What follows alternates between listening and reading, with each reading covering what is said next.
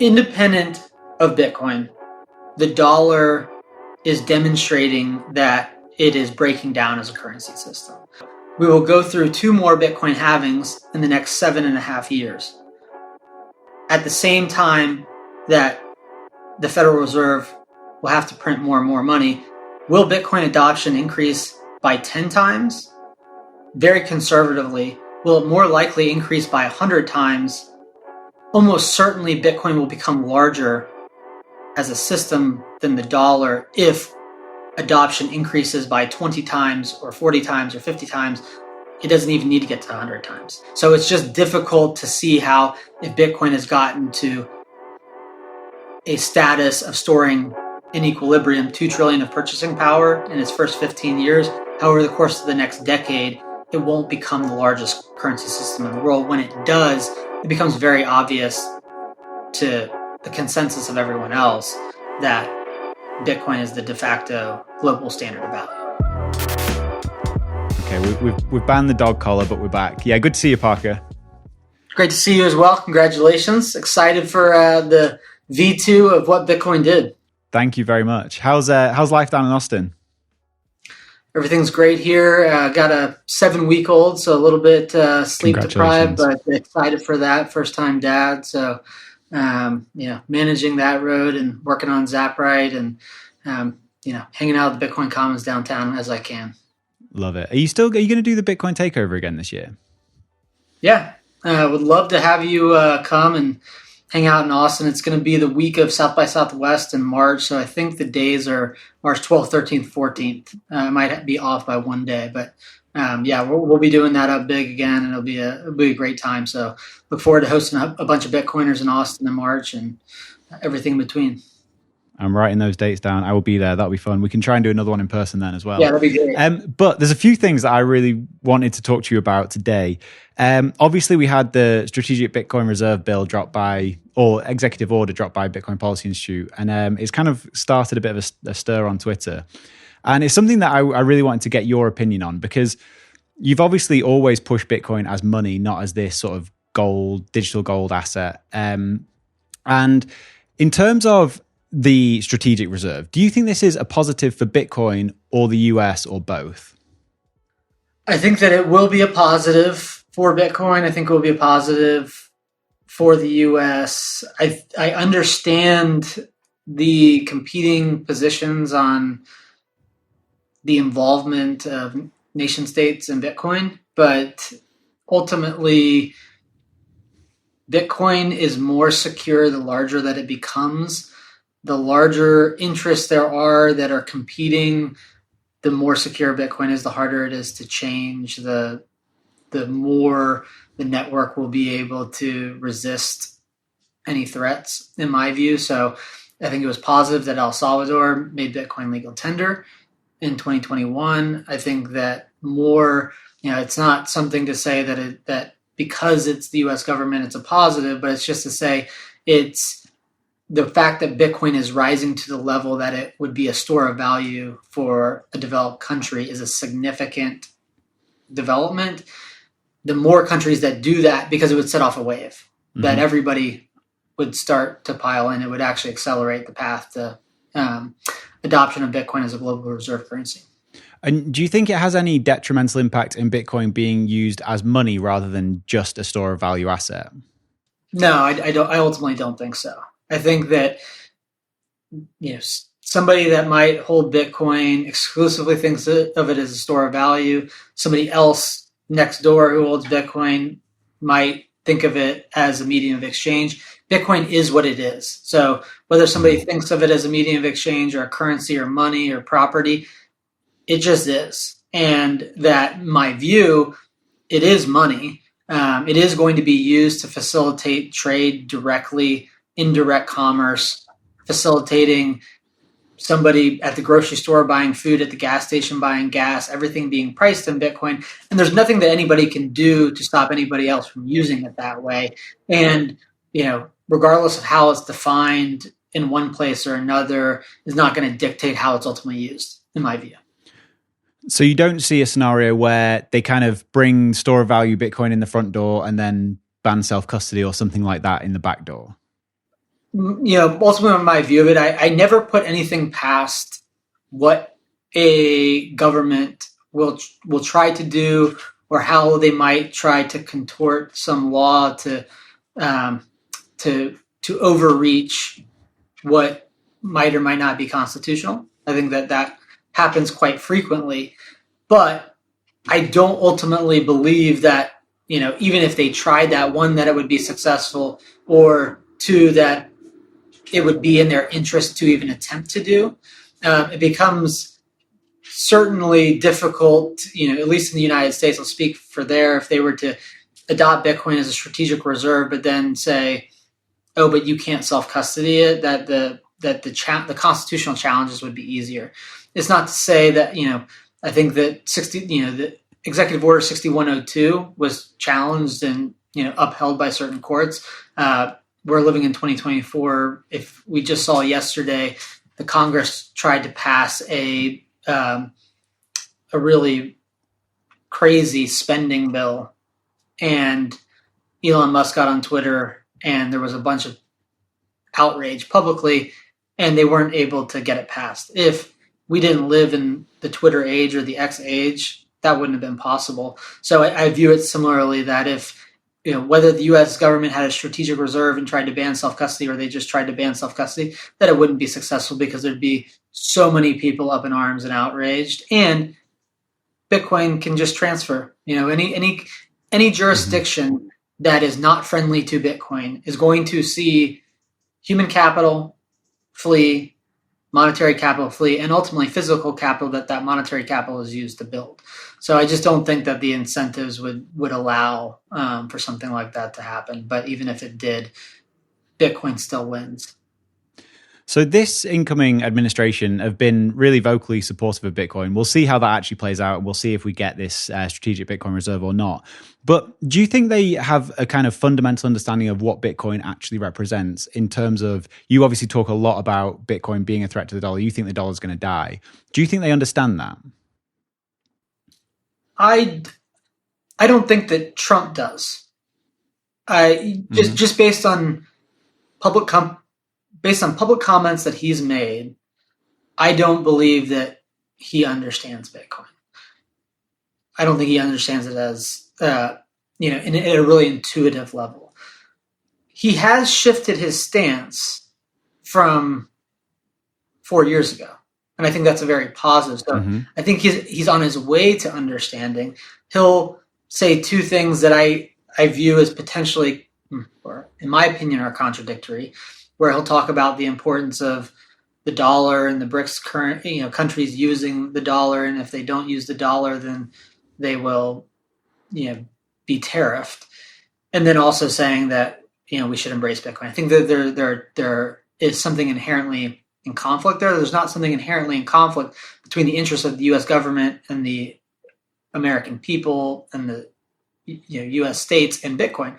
Those are perfectly aligned. But there is a conflict between Bitcoin and the U.S. dollar, which is issued by a private entity, the Federal Reserve. And so for all the people now on Twitter talking about this idea of a strategic reserve perhaps strengthening the dollar, where would you kind of sit in that argument?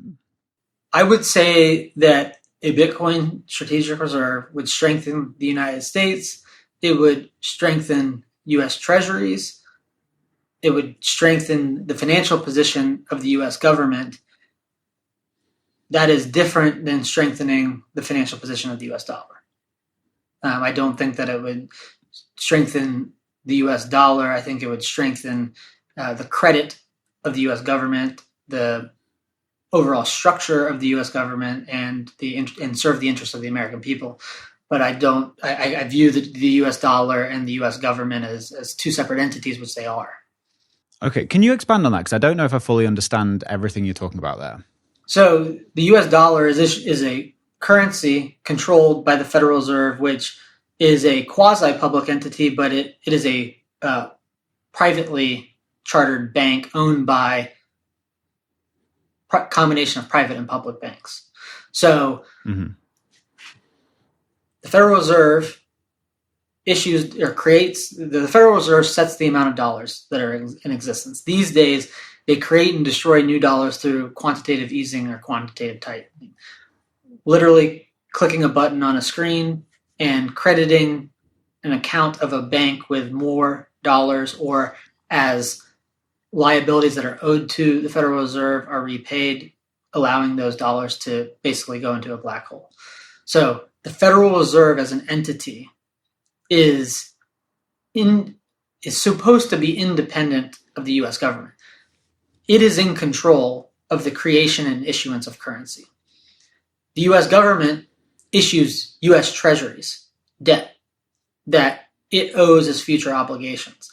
Now, there's a reality that the U.S. government is so indebted in this iteration, it needs the Federal Reserve to continue to print more dollars in order to be able to repay its debts. But the Federal Reserve controls the U.S. dollar, and the U.S. government issues U.S. treasuries. There is, and dollars are used to pay U.S. treasuries, but the interests of the U.S. government are, and of the American people, the interests of the Federal Reserve are of the banks that own the Federal Reserve. So they are distinct interests, and they're oftentimes conflated and viewed as one and the same, but they are almost, undoubtedly distinct and in my view, often in opposition to each other. Oftentimes, it's like, the way I would think about it is the ability to create money out of thin air that was entrusted to the Federal Reserve is what allows the U.S. government and has allowed the U.S. government to get so indebted. It's what allows Congress to think that they should, or that it's prudent to issue a $1.5 trillion spending bill when they're already $36 trillion in debt, right? If the U.S. dollar was not there, controlled by the Federal Reserve, able to be created out of thin air, they wouldn't be able to do that. And ultimately, I view that as undermining the interests of the American people, the U.S. government, and ultimately the national security of the United States. So just thinking about you have to understand that the interests of the American people and the U.S. government are distinct from the Federal Reserve and the issuer of the currency, which is the Federal Reserve. So do you think the Federal Reserve then would likely be against the idea of having a Bitcoin reserve? Probably. And do they have any kind of power in that decision? Do they have? I know they're independent, but do they have any sort of veto power in that? They don't have any veto power, but they have a lot of power, right? One, they own a lot of U.S. treasuries, and the U.S. government, in its current iteration, relies on the creation of dollars out of thin air to finance its deficits. So the Fed has a lot of power over Congress because Congress is dependent on the money printer to operate the way that it does. So Congress, and while the Congress and Fed and U.S. government and Fed are objectively independent of each other, in practice, they're in bed together. What Bitcoin Did is brought to you by our lead sponsor and massive legends, Iron, the largest NASDAQ-listed Bitcoin miner using 100% renewable energy. Iron are not just powering the Bitcoin network, they're also providing cutting-edge computing resources for AI, all backed by renewable energy. We've been working with their founders, Dan and Will, for quite some time now and have been really impressed with their values, especially their commitment to local communities and sustainable computing power. So whether you're interested in mining Bitcoin or harnessing AI compute, Iron is setting the standard. Visit iron.com to learn more, which is IREN.com. So Parker, you've talked a lot about the US dollar failing, and you think that's over a relatively short time period. Just remind me how long you think the US dollar has left. I think that ultimately, it is, in my view, probably less than a decade. There's a few kind of compounding set of circumstances that cause me to have that view. Independent of Bitcoin, the dollar is demonstrating that it is breaking down as a currency system. What I look to independent of Bitcoin is the dollar inflation getting worse, not better. In my view, it is a direct result of printing money and nothing else, that the printing of US dollars created out of thin air digitally by the Federal Reserve ultimately cause everything in dollar terms to become more and more expensive. A currency system that is working should really do the opposite, that if something is storing purchasing power and becoming more efficient at coordinating trade, that goods and services should get less expensive. Obviously, that's not possible if the entity that's controlling it, the Federal Reserve, doubles the money supply, triples the money supply, quintuples the money supply over short periods of time. What's happening at a fundamental economic level as the Federal Reserve prints more money is that the dollar as a coordinator of trade becomes less efficient and actually becomes harder to coordinate trade with the US dollar as the money supply is expanded rapidly. It becomes harder to coordinate trade as a function of both expanding the dollar supply and contracting it. The change in money supply causes economic signals to become distorted, which ultimately causes trade to become less efficient. Given the credit system that the Fed created by design, it is necessary in order to sustain that credit system for the Federal Reserve to create more and more money.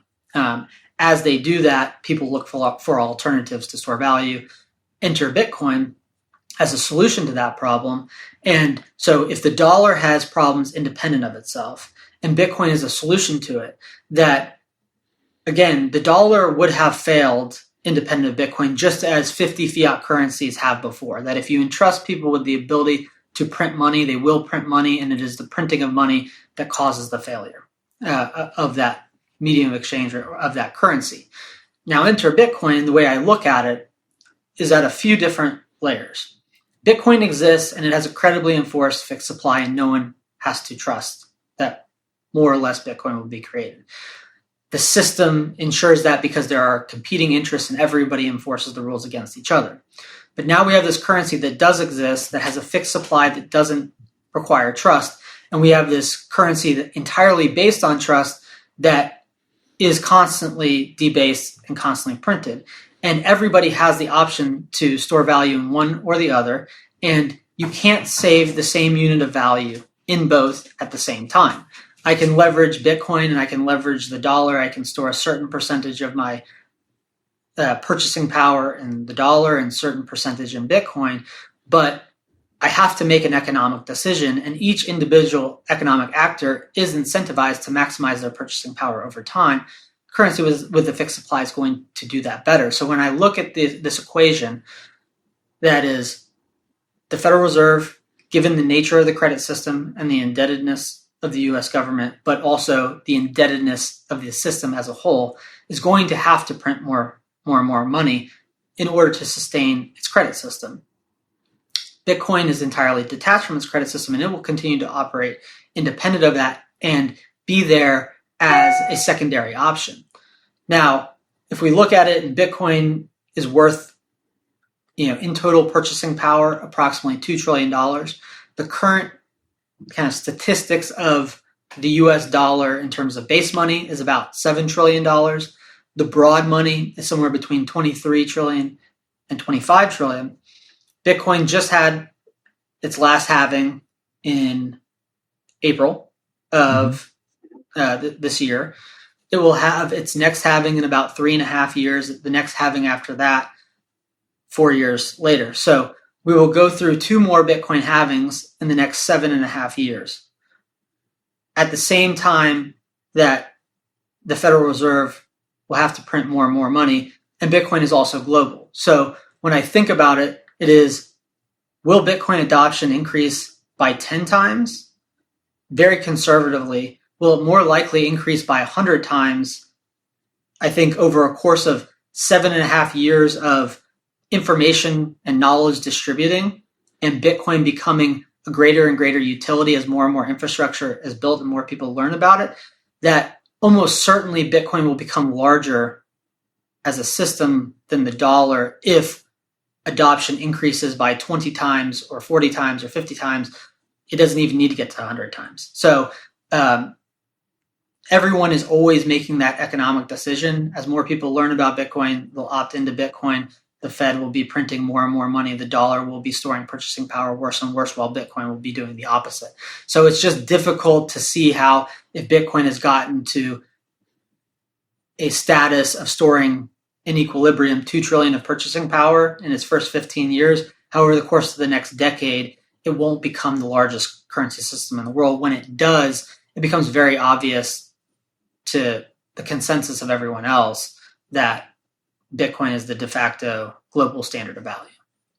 So if we just take a step back for a second and let's just play a scenario where we put Parker Lewis in charge of the Fed. Is there anything that can be done to save the dollar, or is this just a broken system that is now irreparable? Short answer, I think it's irreparable.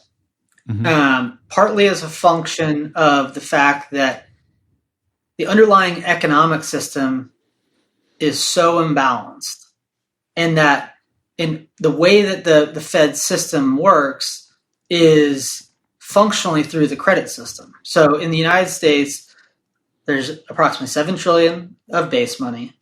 There's approximately 23 to 25 trillion of broad money, which includes all forms of savings and checking deposits. And the credit system in total is approximately 101.5 trillion in the US. So like the amount of fixed maturity, fixed liability debt across the US system, including state, local, federal debt, corporate debt, household debt, that's 101.5 trillion. So there's far more debt than there are dollars. The actual coordination of the dollar is principally fueled through the credit system, that if the Fed didn't print more money, that credit system would collapse and the US dollar as a coordinator of trade would fail in that context, or if they print the same. So it's a catch-22. And ultimately the reason why is because it doesn't have inherent monetary properties. The only reason why the credit system has been able to grow to the size that it is because over the last 40 years, the currency has been created out of thin air. The only reason that that's possible is because it's not tied to some fundamental property of money or some, constraint. And it didn't have a constraint ever since it was permanently severed or formally severed from gold, which was how the dollar arose initially. So because that system is flawed at a foundational level, and because it's caused this degree of economic imbalance that could only exist because of that foundational flaw, there's not a way to put the genie back in the bottle. Mm-hmm. And when you talk about the $7 trillion of base money that's in circulation at the moment, do you think that is what Bitcoin replaces, or does it replace everything? I think ultimately it replaces everything, but Bitcoin is base money. So credit starts to form on top. Like there will be a credit system that creates Bitcoin denominated deposits. It just will never be allowed to get to the size and ultimately degree of leverage that exists in a system that can have money be printed. Because what happens is basically quantitative easing, the creation of new dollars, is designed to allow the credit system to not collapse. And then it's designed to induce the expansion of more credit. So there's two ways to deal with the debt problem in the current iteration of currency that can be created out of thin air. You can either reduce the amount of debt such that the amount of current money can satisfy it, or you print more dollars. The path of least resistance is to print more dollars, but even if they tried not to, it would be an inherently trusted system. And this is like the succinct point. There's a trust-based system, which is the dollar or any fiat currency, and there is one trustless money system in the world, and it is Bitcoin. And so even if the Federal Reserve said, we figured out the folly of our ways, we're not going to print any more money, it is now illegal. You're still having to trust somebody to do that. And you have the alternative, which is no more Bitcoin being created, but you don't have to trust another human being that that's the case, that it's enforced by the economic incentives of the system itself. So that credit bubble is obviously ginormous. What does the unwinding of that look like, do you think, for sort of society in America, throughout the world? My view is that it is impossible. It is impossible to go from a world of such imbalance that has been sustained through the creation of money out of thin air to one of economic stability that's based on a hard money that can't be printed without having some pain in between. That it's akin to a drug addict that if you keep giving that drug addict more of the drug, he might be more comfortable, or he or she might be more comfortable in the next day, the next week. But ultimately, if you keep fueling the drug addict with heroin, the heroin addict is going to die. If you remove the drug, that addict is going to have to go through withdrawal. And that's going to introduce, in the more immediate term, some pain in the interest of long-term health and long-term sustainability. So I don't think if you think about the credit system in the United States, 101.5 trillion, and that's a number that the Federal Reserve publishes. They just published their latest financial accounts of the United States a few days ago. So that's a very up-to-date number. Those are the liabilities. For somebody or some entity in the system, it's an asset. If there's 36 trillion of just U.S. treasuries, the Federal Reserve holds some of those, but other foreign governments hold it. A large holder of that is the American people, both through individuals or funds. The Social Security Fund owns over 2 trillion in U.S. treasuries. So those are assets for people. And those assets are going to turn out to ultimately be worthless. That the purchasing power of dollar-denominated credit is going to continue to trend to zero as the U.S. dollar does. And so if you think about the asset side of the equation, that there are certain people that are depending on the value of those assets in retirement or sooner, that as it becomes apparent to more people that those assets are not holding their value and that are going down very rapidly, that there's going to be some economic instability. But that, in my view, is certainly not caused by Bitcoin. It's caused by the dysfunction and weakness of the currency system, the legacy currency system, and the legacy credit system. So I kind of view it as, look at something like Venezuela. Their currency failed not because Bitcoin existed, but because they kept printing money and it caused economic activity to deteriorate, and then trade could not be coordinated by the currency. So fiat currencies that can be easily printed in the case of reserve currencies can and are printed in massive quantities. Those currencies fail on their own weight. So I kind of look at it to say, because Bitcoin exists, the pain that will have to be felt is far less. Because there's going to be a working, viable currency system that literally everyone in the world can adopt when it becomes apparent to them that their currency is no longer working. Imagine the scenario where Bitcoin didn't exist, and the same exact symptoms do, that system fails, but there's no engine, there's no currency system to immediately start to reboot.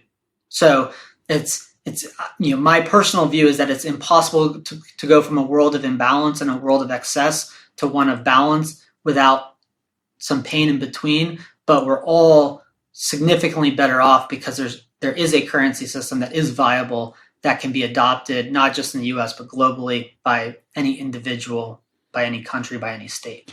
I mean, Bitcoin certainly doesn't cause it. It just puts up a lens to the current system. So do you think when we get to the point where all these funds that are holding these kind of like eventually worthless debt are going, when they come to offload it, that's when we see sort of hyperinflation in the dollar? Yes. I mean, I think that it's a symptom of hyperinflation of the dollar, that the hyperinflation of the dollar is caused by the creation of money out of thin air. And to provide that context, where we went from the financial crisis in 2008, there were approximately $900 billion in existence. In the post-financial crisis quantitative easing, the Federal Reserve created $3.6 trillion. Now, in the subsequent periods, that was from 2009 to 2014 or 2008 to 2014, $3.6 trillion new dollars were created. So at that point in time, there were $4.5 trillion in existence. Over the next few years, the Federal Reserve tried to extract some of those dollars to bring that system back in check. It ultimately was not able to, and then they printed or digitally created $5 trillion so that there were approximately $9 trillion in existence. Then over the past few years, they've been taking those dollars out of the system to the point that there's only $7 trillion left. So they've taken effectively $2 trillion out of the system. That is functionally re-leveraging a massively leveraged system, because as they're taking dollars out of the system, the amount of debt doesn't magically go down. So there's just fewer dollars to go around. And so thinking about, we went from 900 billion to 9 trillion, a 10x increase in the money supply that causes massive economic distortion. That's actually what causes the economic system to fracture and fray, in my opinion. And it's with certainty going to have to be expanded again to support that 101 trillion. And so, to be clear, the cause of hyperinflation is the creation of money. But as the effects of it start to distribute through the economic system, imagine somebody who's holding, say, a U.S. Treasury, and that Treasury is paying 4.5% a year. But imagine real inflation of real goods and services that you need are 10%. That the holders of those of those assets, not the currency, but the debt instruments, begin to realize, as they're realizing today, that wait, if I hold this in just using those rough dynamics of, say, a 4.5% interest and a 10% inflation, you're actually losing 5% by holding the asset. That then they start to look around and say, oh, wait, there's this fixed supply currency that's increasing in purchasing power. Why do I hold the debt instrument that in real terms is losing value when I could sell it to buy a finitely scarce asset? And so it like the cause and effect is the Fed printing money, that creating dollar inflation, and then the holder of financial instruments, in this case, credit instruments, bonds and U.S. Treasuries, realizing that it's not in their interest, if they're just trying to store value, to continue to hold those assets. They begin to sell the assets to buy Bitcoin. That actually then accelerates the process of printing money in order to sustain the credit system, and then you repeat that process. I've got Odell sat on my shoulder here saying mandibles, then Bitcoin standard. It kind of seems like what you're talking about. But there's obviously other countries that are kind of waking up to this with the sort of BRICS nations. They want to do their own currency. Whether that happens or not, we'll see. But do you think Bitcoin is going to be the sort of only escape valve from this unwind, or do you think they'll try another currency first?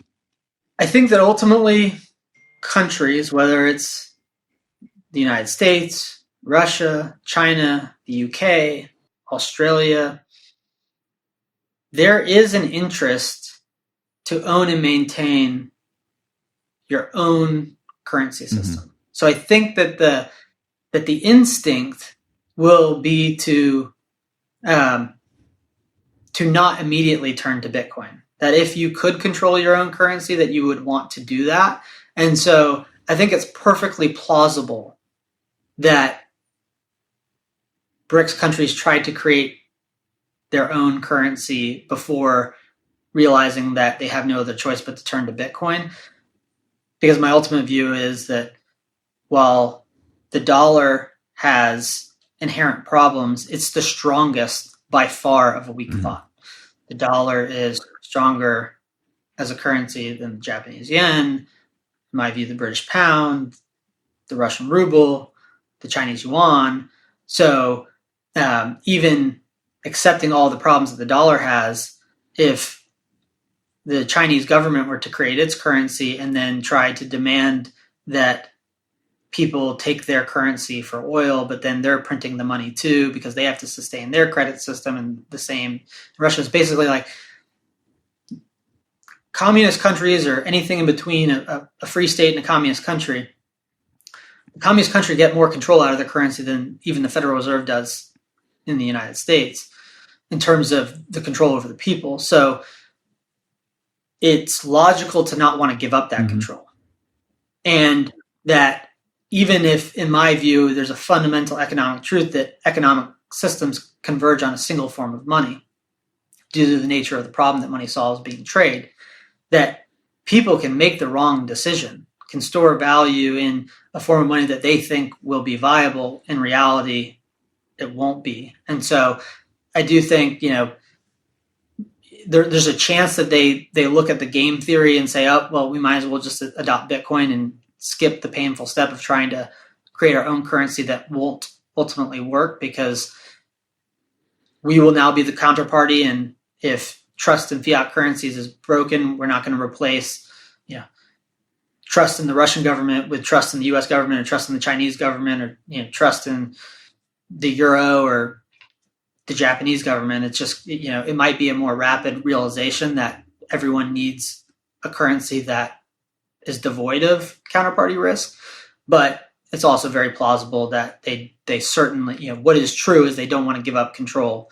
They get the most control out of their own currency. So plausible that they tried to create an interim currency, but that will ultimately prove unsuccessful. This episode is brought to you by River. There are many places to buy Bitcoin, but there's no exchange like River. They have innovative products, phone support, and a dedication to security that I haven't seen anywhere else.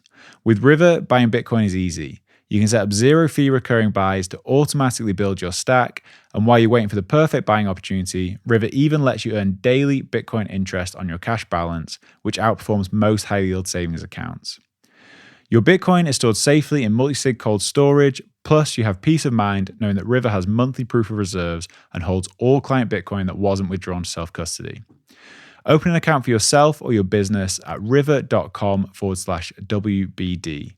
That's river.com/WBD. So when you obviously the US dollar, global reserve currency, the strongest currency in the world, do you think that will be the last one to fall? Yes. So you think that all fiat currencies are going to go kaput in the next 10 years? Yes. That's pretty wild. Because everything that I'm describing about the U.S. currency applies to all the others, and the U.S. currency is the strongest. So if the world is figuring out that Bitcoin is a better currency than the dollar, and if the dollar is the strongest, then the same would apply to the yen, the euro, and every other currency. And so do you think Bitcoin is ready for that? I don't know. Readiness is certainly a relative benchmark. That Bitcoin evolves very quickly and rapidly, and that as more people use Bitcoin, the value of Bitcoin increases, and the ability to create infrastructure to support it increases as a direct derivative of that. That as more people adopt Bitcoin, more people are relying on it, and then those people need tools to make Bitcoin more and more valuable. So the short answer is yes. What that actually means of could Bitcoin satisfy and replicate all of the trade that exists today? No, absolutely not. But does it have the foundation to be able to absorb all of that adoption and then innovate to build the tools to, in the future, whether that's 5 years from now or 10 years from now, to be able to recreate all of those supply chains and all of those trade lines? Absolutely. So in terms of kind of like the usability of Bitcoin right now, we know we're not going to get everyone in the world using base chain Bitcoin. I actually don't really know where you stand on the ossification side of things. I would have always assumed you're quite a conservative Bitcoiner. Do you think we need upgrades to Bitcoin to get us ready to, have 8 billion people using the network? I think there's definitely advancements to Bitcoin that are needed to be able to support direct commerce and custody by and between all 8 billion people in the world. That it is unlikely that Bitcoin has permanently ossified. I think that it is going to require material broad-based benefits in order to change Bitcoin, but that as 10x the mind share, 100x the mind share of people staring at Bitcoin and figuring out how to innovate, there will be a lot of innovation without needing to change Bitcoin's consensus code. But if 100x the mind share is staring at the question of Bitcoin scarcity, it's more likely that innovative solutions are put forward that in a broad-based way benefit an overwhelming majority of Bitcoin holders, that it's likely to continue to change, and that those changes will likely be changes that do help support scalability, not just of transactions, but more and more, I don't even want to say non-custodial support of Bitcoin, but allowing for more peer-to-peer direct interactions in the economic system than are capable that Bitcoin's capable of supporting today. What are some of the upgrades that you would like to see? Would you like to see covenants? My personal view of covenants is I can see a use case of it. I see it as a marginal benefit to custody, and that it's difficult to, I think at this point it's going to be difficult to get marginal changes through. So the use case of covenant, as an example, like CTV, I can make the argument that whether it's CTV or OpVault, that one of those would provide an incremental benefit to custody, and one could say maybe it's low risk enough and it stands to benefit enough people that something like that could get done.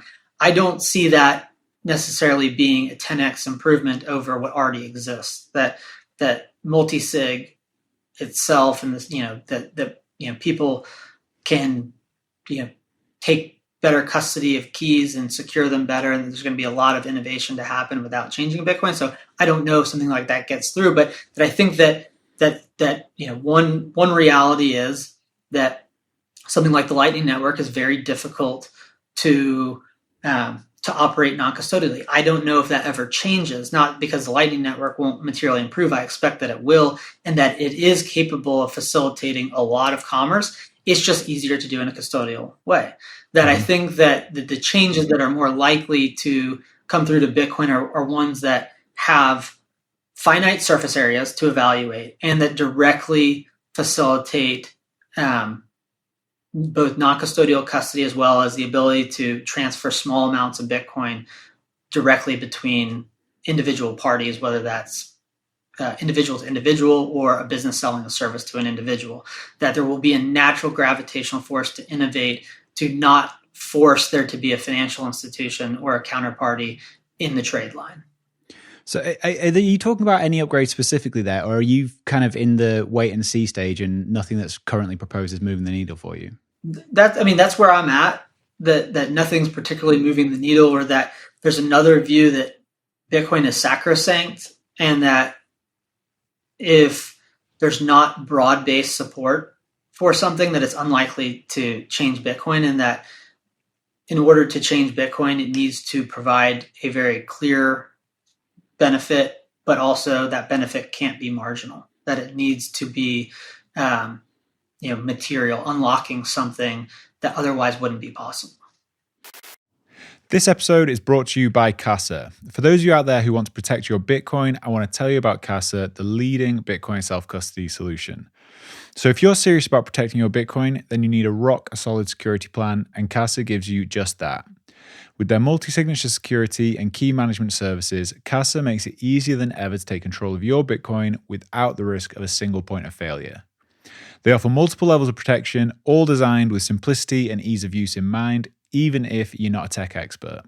Don't leave your Bitcoin security to chance. Go to casa.io and check out their services today to protect your stack and sleep easy. That is casa.io, which is casa.io. So we should talk a little bit about Zaprite, because you're building tools that make using Bitcoin as money easier. But explain what it is and what you're doing. Yeah, and maybe if I step back, is that consistent with everything that we've talked about, I view Bitcoin as evolving from kind of a nascent and volatile store of value to a fully functioning currency system that is facilitating virtually all the world's trade in direct commerce. And that what that means is that everything will be priced in Bitcoin, that people will go to the grocery store, prices will be denominated in some unit of Bitcoin, and people will be using Bitcoin wallets to buy groceries at the grocery store, gas at the gas station, going to the doctor, getting their health care, paying for power, that Bitcoin will be facilitating all of that trade directly. Those tools to facilitate Bitcoin as an exchange medium or a medium of exchange, and to be able to facilitate direct commerce, the tools actually need to be able to build. Lightning Network is a key piece of infrastructure that is being leveraged today, but people also transact real economic value between two parties, not just sending Bitcoin to themselves or to their wallet on the base layer by sending on-chain transactions. So the recognition, though, is that on-chain is a protocol, Lightning is a protocol. There will likely be other protocols. I don't know whether Arc is the next one that works, but there will, in my view, be others. People are starting to work on things like Fediment. Each of those I view as protocols, but then in order to be able to support direct commerce, you need commerce tools to sit on top of them. And that the way that a e-commerce transaction is facilitated is one type of transaction.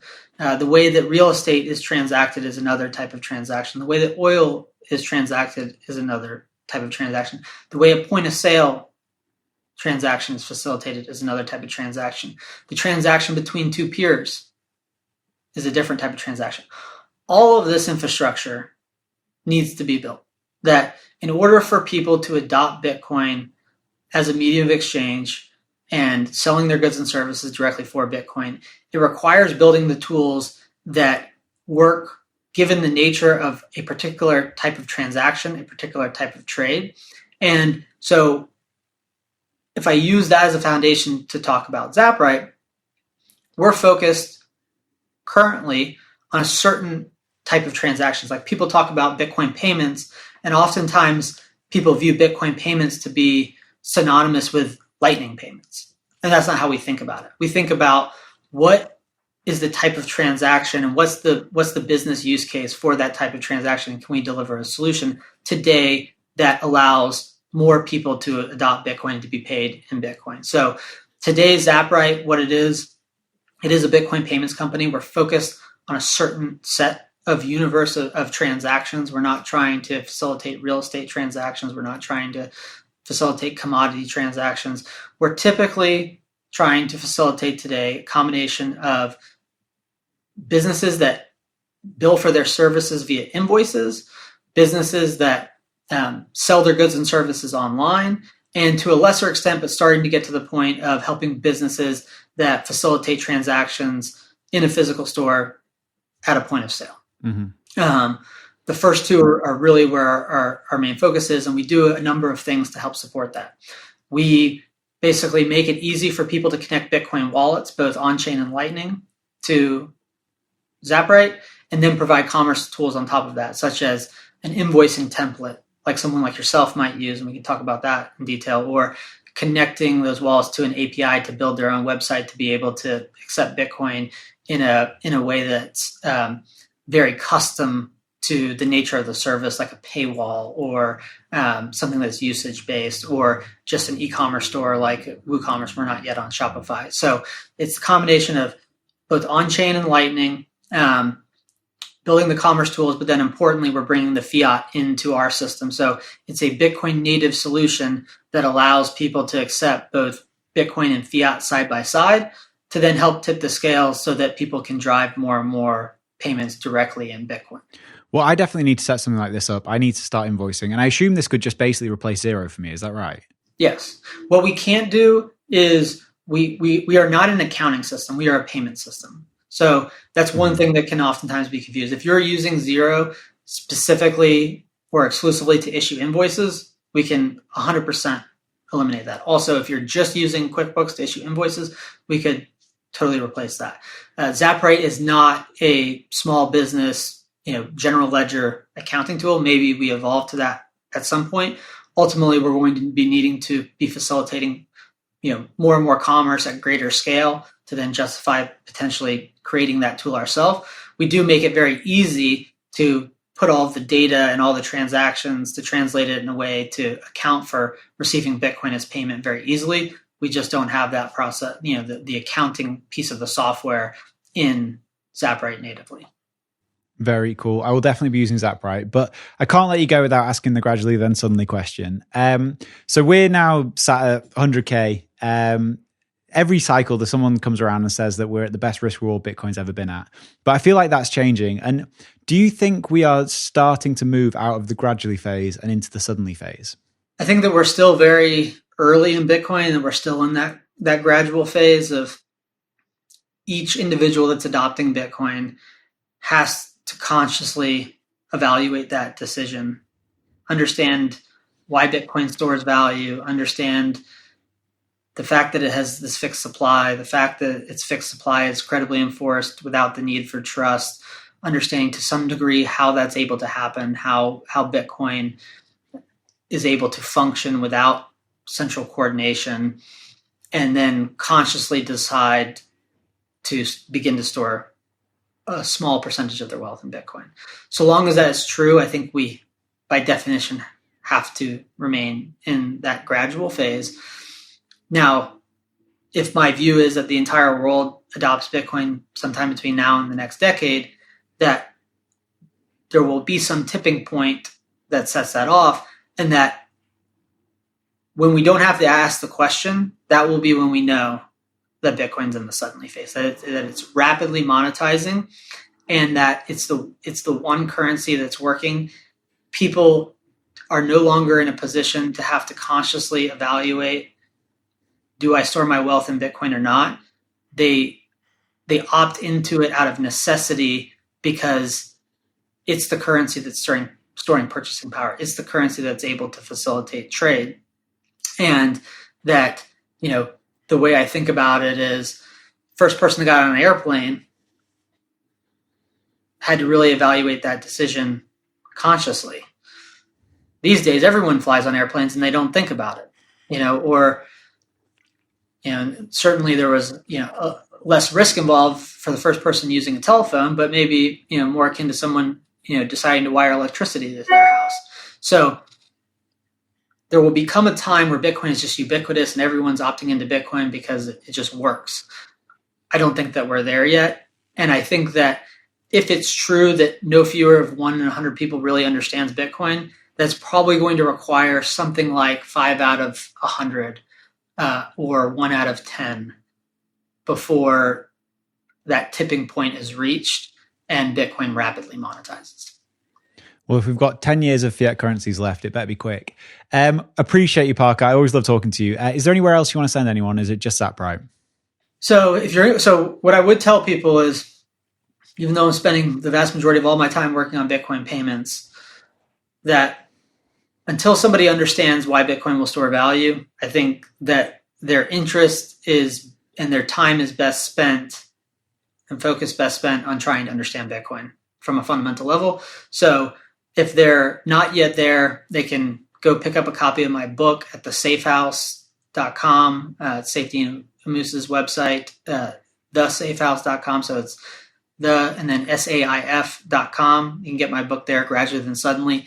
You can also find it for free online at the Nakamoto Institute. I believe it's nakamotoinstitute.org. So the book version of Gradually Then Suddenly is there. You can read the whole thing or buy the hardcover. So I'd point people there. For the people that already understand Bitcoin, I would highly encourage them, if they're in the position to do so, to really evaluate in general the idea of accepting Bitcoin as payment. If not you, then who? It doesn't mean that you have to work with Zaprite, but if you're somebody that already understands why Bitcoin will store value, and you're the owner-operator of a small business, or you're a key person in a larger business, I really encourage you to seriously evaluate,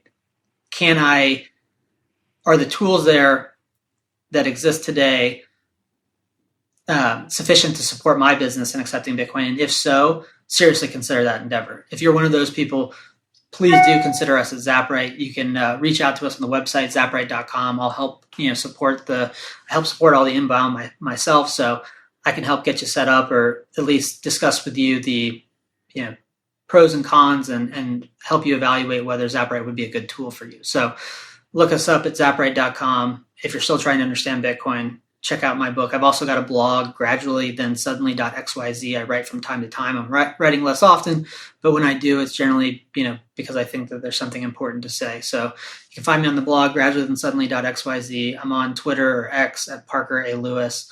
If you want the physical book, the Safe House, the digital version for free, Nakamoto Institute. And if you're in the game for Bitcoin payments, look us up at zaprite.com. What's your end pub, Parker? You'll have to ask Rockstar Dan. Appreciate you. Thank you very much for the time. That's amazing. And I will be there for the takeover week in March. I'm looking forward to it. We'll try and do one in person then. Yeah, look forward to hosting in Austin and very excited for the V2 of what Bitcoin did and where it goes from here. Thank you, Parker. I'll speak to you soon.